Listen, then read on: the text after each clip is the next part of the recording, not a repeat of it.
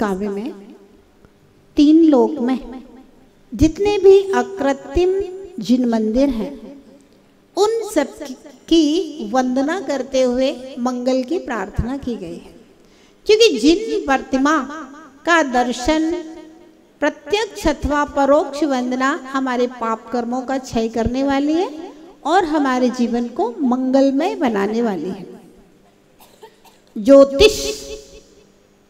ज्योतिषी देवों के कितने जिनालय हैं? कितने हैं? ज्योतिषी देवों के कितने जिनालय हैं? जेके जैन साहब, ज्योतिषी देवों के कितने जिनालय हैं? असंख्यात, क्योंकि जितने भी तारे हैं सब तारों के विमानों में एक एक जिन मंदिर है। जितने भी सूर्य चंद्रमा ग्रह नक्षत्र जितने भी हैं हर विमान में एक जिन मंदिर जरूर होता है। तो कितने हो गए? पूरे मध्यलोक में फैले हुए हैं तो असंख्यात ज्योतिषियों के जिन मंदिर, जिन क्षेत्र। व्यंतरों के कितने हैं? व्यंतरों के भी बहुत है, असंख्यात ही मान लो, क्योंकि बाहर जितने भी द्वीप है ना, डायद्वीप के बाहर दुनिया भर के व्यंतरों के भवन बने हुए हैं, इनके भी बहुत है व्यंतरों के। भवन विमानों, भवनवासी देवों के 7,72,00,000 है ना, और विमानों है ना वैमानिक देवों में, वैमानिक देवों के जितने भी विमान हैं उन सारे विमानों में एक एक विशाल जिनालय बना हुआ रहता, साधारण नहीं रहता, बहुत वैभव से संपन्न जिनालय होता। ज्योतिषी, व्यंतर, भवनवासी और वैमानिक चारों निकाय के देवों के आवासों में जो भी जिनालय हैं उन सब में पंचमेरु, पंचमेरु, अब तो आप लोगों ने तत्वासूत्र पढ़ लिया ना, पंचमेरु मालूम है कहाँ है? एक जम्बूद्वीप का मेरु, 2 धातकी खंड के मेरु और 2 पुष्करार्ध द्वीप के मेरु, ये पंचमेरु के। पंचमेरु के कितने जिनालय हैं? 16 पंजे 80 जिनालय। इसके बाद में नंदीश्वर द्वीप के कितने जिनालय हैं?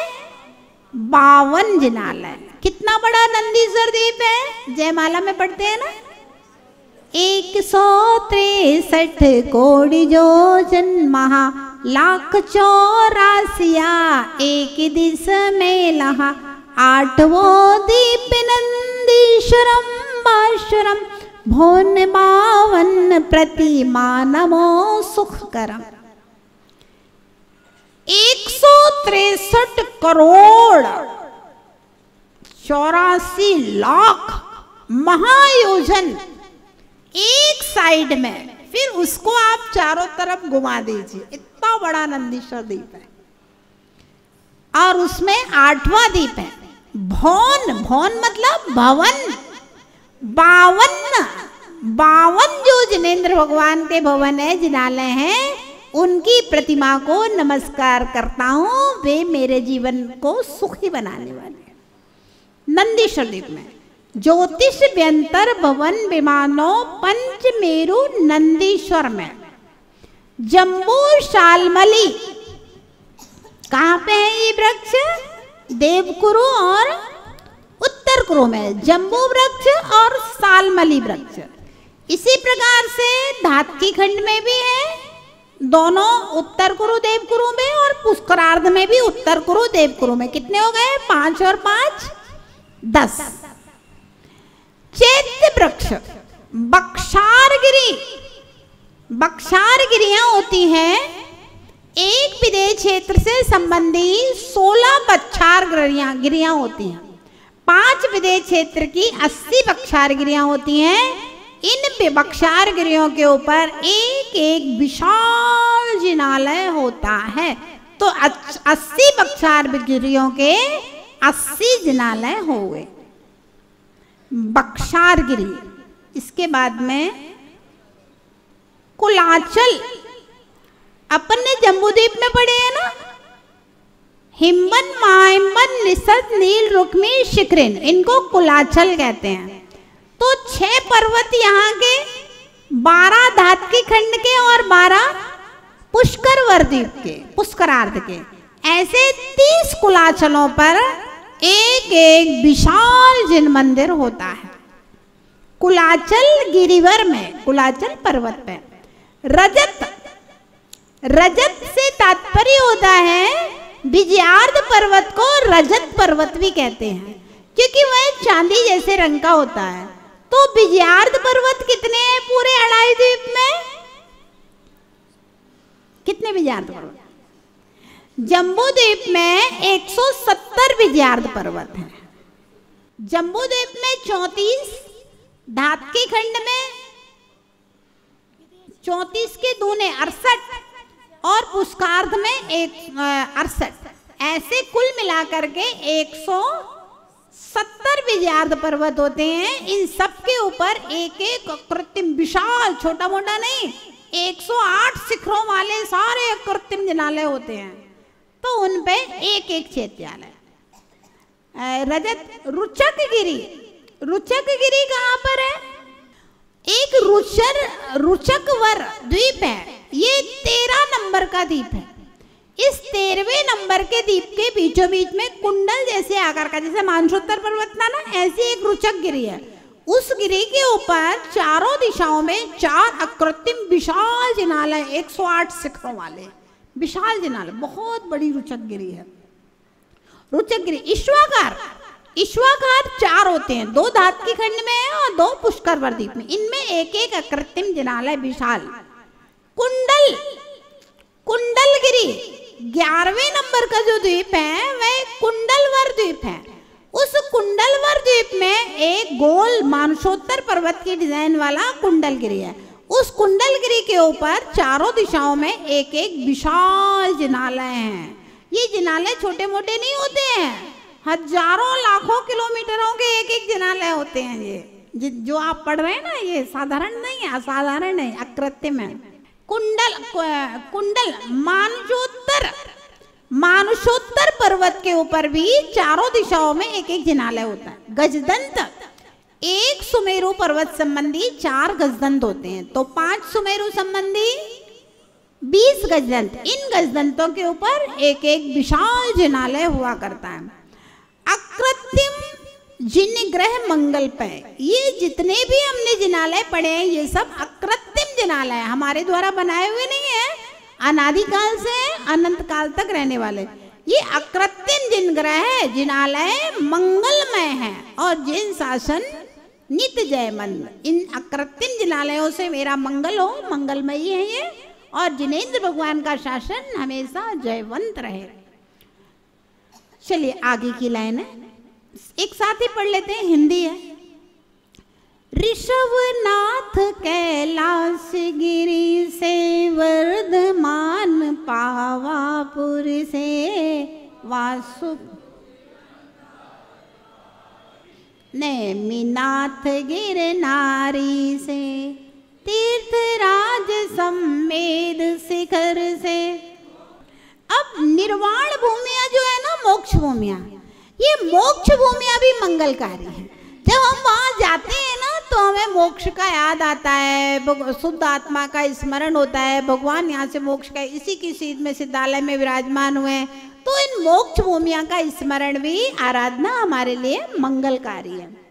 तो कहाँ कहाँ मोक्ष भूमिया है? ऋषभनाथ कैलाश गिरी से, वर्धमान स्वामी वासुपूज्य भगवान मंदारगिर, नेमिनाथ भगवान गिरनार गिरी से, तीर्थराज सम्मेद शिखर से और 20 तीर्थंकर सम्मेद शिखर जी से, और भूत भविष्य की अपेक्षा से मुक्त हुए अनंत तीर्थेश, अनंत तीर्थंकर इस सम्मेद शिखर से मोक्ष को गए हैं। अनादिकाल की अपेक्षा से और अनंत काल की अपेक्षा से जाएंगे। मोक्ष भूमिया मंगलकारी, ये मोक्ष भूमिया हमारे जीवन में मंगलकारी हैं, जिन शासन हो नित जयवंत, और जिनेंद्र भगवान का शासन हमेशा जयवंत रहे। देखिए, इंसान के अंदर बुद्धि तो बहुत है, लेकिन फिर भी किसी गुरु की आवश्यकता क्या है? अब ये निर्वाण तो ये मंगलाष्टक आप अपने आप भी पढ़ सकते थे, हिंदी है और ज़्यादा पढ़ोगे तो अर्थ भी समझ में आ जाएगा। लेकिन हमारे अंदर जो मोहिनी कर्म है ना, वो आलसी प्रमादी बनाए रहता है, शरीर को भी आलसी बनाए रहता है, बचनों को भी आलसी बनाए रहता है, और दिमाग भी संसार के कामों में दौड़ता रहता है, इन सब चीज़ों में लगता नहीं है। लेकिन गुरु का निमित्त मिल जाता है तो हमारा शरीर भी लग जाता है, वचन भी लग जाता है, और किसी के निमित्त से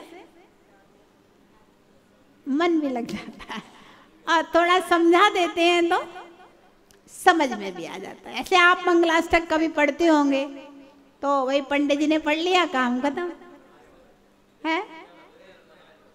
हाँ, इसलिए हमने इस मंगलाष्टक को हिंदी में बनाया, इसलिए कि जिससे कम से कम संस्कृत में अगर हम सिखा भी देंगे आपको, 10 दिन में 10 श्लोक सिखा देते, लेकिन फिर आप उसका अर्थ भूल जाते हैं। और हिंदी में जैसे पढ़ा दिया और उसका अर्थ बता दिया, तो आप जब पढ़ोगे ना तो आपको वो भाव आएगा कि हम क्या पढ़ रहे हैं, है ना। हमारा एक हिंदी का अभिषेक पाठ का कार्ड है, वो हम आप लोगों को दे देंगे, टाइम मिलेगा तो पढ़ा देंगे, उसमें से जल्दी पढ़ जाता है, 2-3 दिन में पढ़ जाएगा। तो उसमें मंगलाष्टक भी हिंदी में है और पूरा अभिषेक पाठ भी हिंदी में है। तो उसको अगर एक बार पढ़ा देंगे, ऐसे तो 2 दिन में पढ़ जाता है, पूरा पढ़ाएंगे तो उसको जब आप पढ़ेंगे ना, तो आपको पूरा क्या क्रिया कर रहे हैं और क्या किस भाव से करना है, उसमें पूरा अभिषेक पाठ में उसका वर्णन है।